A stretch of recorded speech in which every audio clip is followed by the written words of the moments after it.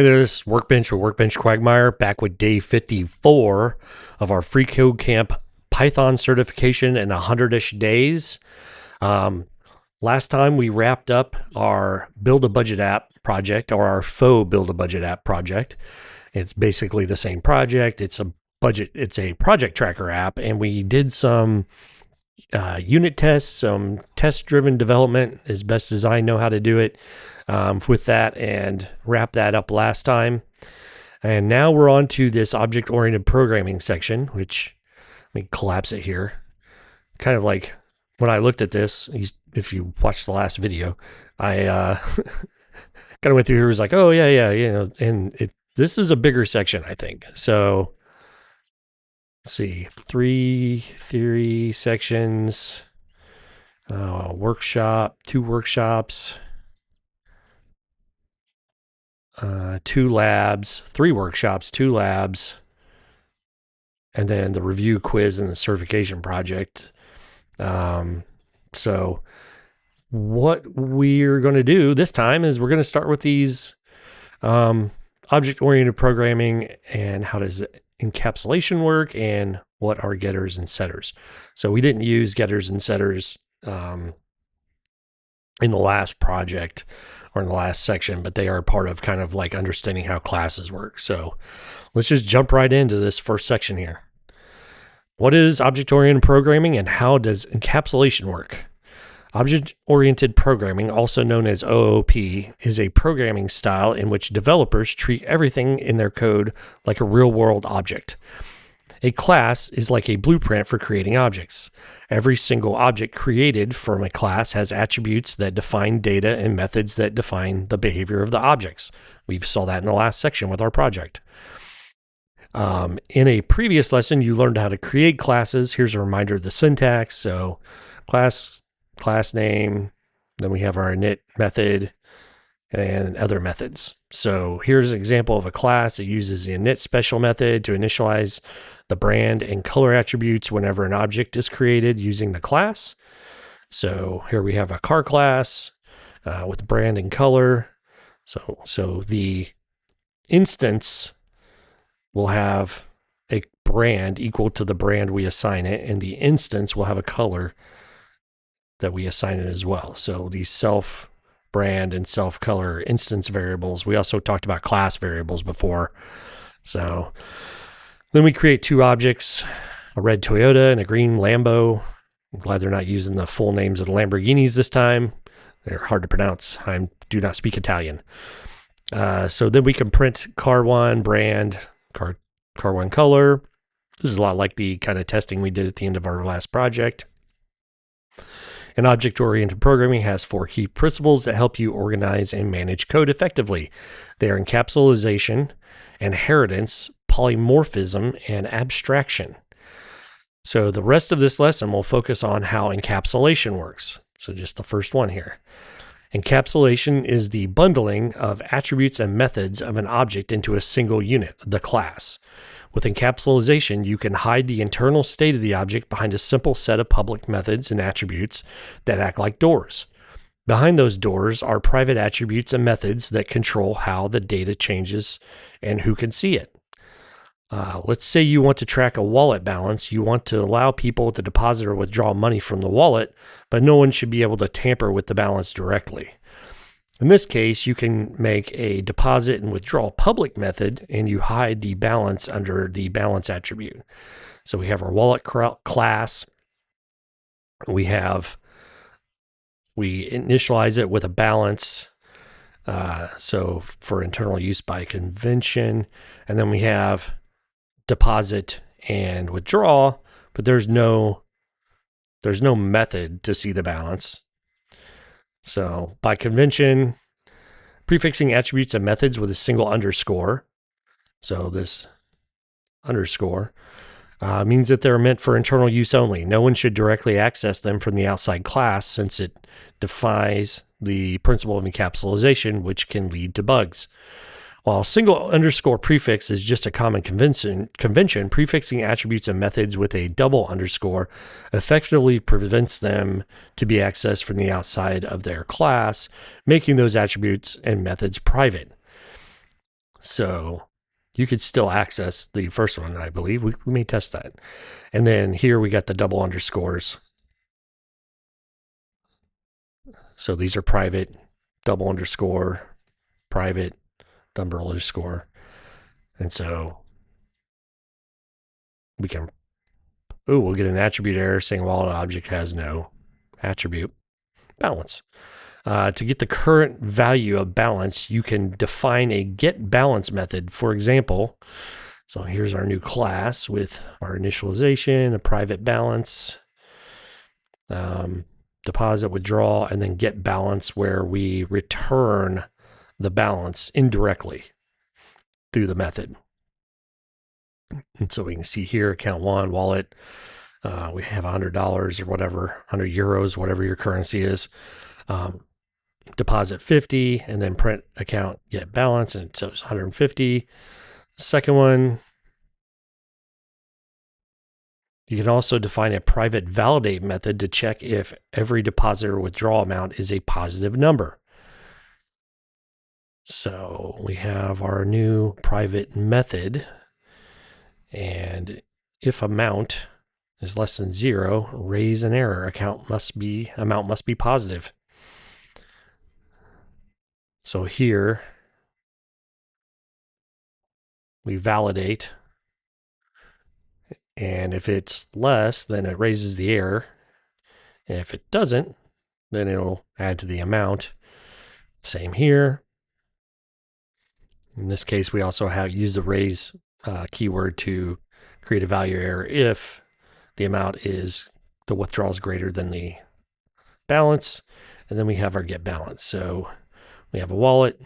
We don't deposit anything from start. Then we deposit 3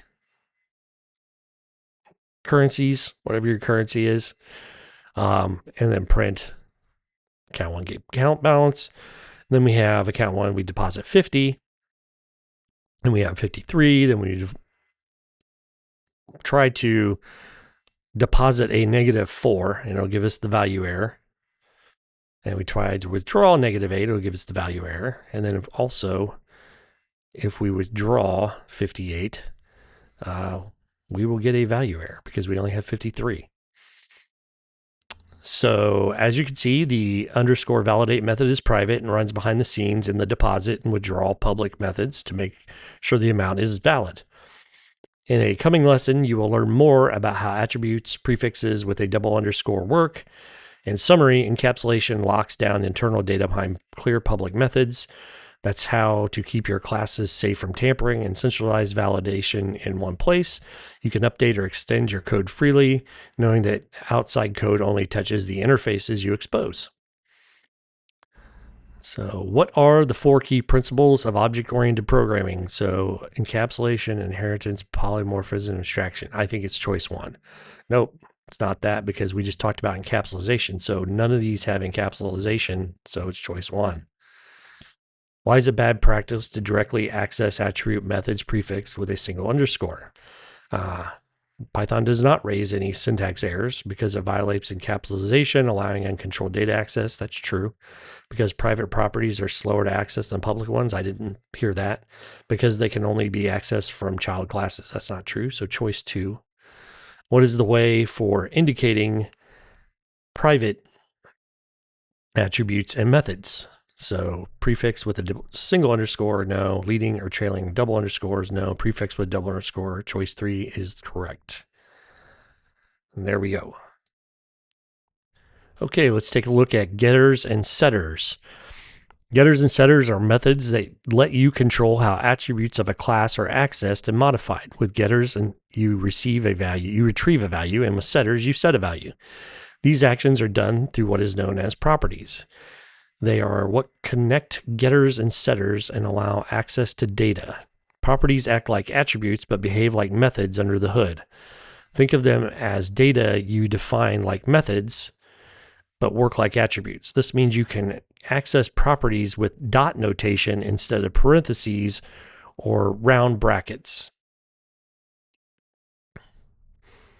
The main thing properties do is that they run extra logic behind the scene to when you get, set, or delete values with them. This makes them the perfect choice when you're going to access or manipulate data within objects. So why use properties for that instead of methods? It's mostly about readability and convention. They make your code cleaner and easier to read. And when you use a method, you always have to call it with parentheses, but with property, you can access it like a normal attribute using dot notation. That makes your code look simple, and even when you're doing extra work behind the scenes. For example, you might want to calculate a value or check what a new value is valid before saving it. Instead of calling a method for that, you can use an attribute-like way to do it. In Python, a decorator is a function that modifies the functionality of other functions or classes without changing their original code. So while it's possible to create custom decorators, it is beyond the scope of this lesson. Just know that to create a property, you define a method and place the @property decorator above it. This turns the method into a property so it can be accessed like an attribute while internally calling the decorated method. That takes us to getters. Here's how to create one with the @property decorator. So we have a circle class. We initialize it with a radius. It is private, but not. It has a single underscore here on radius. So now we have our decorator for property, where we define radius. A getter to get the radius. So it returns the radius.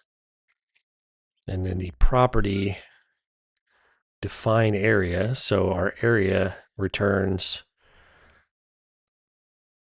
our radius times to the power of 2 times pi. So my circle 3, my circle radius. So you don't have to call it as if it's a method, but it also is not directly accessing self underscore radius. And then my circle area, same deal. It's accessing as if it's an attribute. So this example gets a radius and the area of a circle. Notice how we use radius instead of radius inside the class. This underscore is a common Python convention to show that an attribute is meant to be private. In other words, it signifies that it's for internal use. It should not be accessed directly from the outside of the class. To make a setter, to create the radius, for example, you have to define another method within the same name and with the same name and use the property @property name setter above it. And using self radius inside init ensures that setter runs during object creation. So invalid radius values are caught immediately. So we have our circle class. We have our initialization class of radius. This time we don't have our underscore. So we have a property radius. This is our getter. So it returns the radius. And this is our setter. So radius, which is our property, dot setter. And then we define this essentially a method, an object method, self, and then the value. And if value is less than 0, it raises an error. Radius must be positive. Otherwise, it sets the radius value to equal to the value. And so my circle 3 print initial radius, my circle radius is 3. And then we set the radius. So my circle radius equals 8, which is using this setter. And after modifying the radius, my circle radius is 8. So in this example, a radius setter is not just setting the radius for the circle, it's also running a validation that makes sure the radius is not a negative number. Once you define getters and setters, Python automatically calls them under the hood whenever you use a normal attribute syntax. So my circle radius, calls the getter, and then my circle radius, where we assign a value, is calling the setter. Note that inside the setter, you cannot use the same name of the property when assigning a new value. That's because self radius equals value will call the setter within the setter method itself, leading to an infinite recursion and a recursion error. So you must always use the underscore prefix form. Just like you can control how an attribute is accessed through getter and how it's modified with setter, you can also control how it is deleted using deleter. So deleter runs a common logic when you use the deleter's delete statement on a property. To create one, you use property name deleter decorator. So here we have our circle class again, our getter, our setter, and our deleter, where we say at radius, just like we do on our setter, deleter, and then we say radius self, printing, deleting radius, and then we delete self radius, which we created here. Here's how the deleter can be put into use. So my circle is a circle with 33 radius, initial radius 33, my circle radius, deleting radius, print radius deleted. So we just use the keyword my circle radius. We don't have to say like my circle radius delete or anything like that. It's just delete keyword my circle radius, print radius deleted, and try to access the radius after we try to print the radius, and we will get an attribute error. It says the circle object has no attribute radius. Takeaway from this is getters let you retrieve a value or even compute a value on the fly. Setters let you modify the value safely by running checks before assignment. Properties are what tie these getters and setters together so you can write logic while still using dot notation, and deleters let you define what happens when an attribute is deleted. So, what lets you run logic behind the scene while getting or setting an attribute's values? Importing external modules, class inheritance, properties. What ties getters, setters together so you can execute logic while maintaining dot notation? Decorators, not properties, class inheritance, direct method calls. What two decorators are used to create getters and setters for a property? So it is getter, and then, yeah, it's property and property name setter. So the getter just uses property and setter uses that. Let's check. No. Uh-oh. Properties. Let's see if that's true. There we go. Got one wrong. All right, that's everything for day 54. Thanks for watching the video. Don't forget to comment, like, and subscribe, and I'll see you for day 55, where we will start this build a salary tracker, and we'll see how it goes. These normally go faster than I expect, but it is 35 steps, and I'll probably break it in half. So that may be day 30 or day 55 and day 56. So I'll see you then.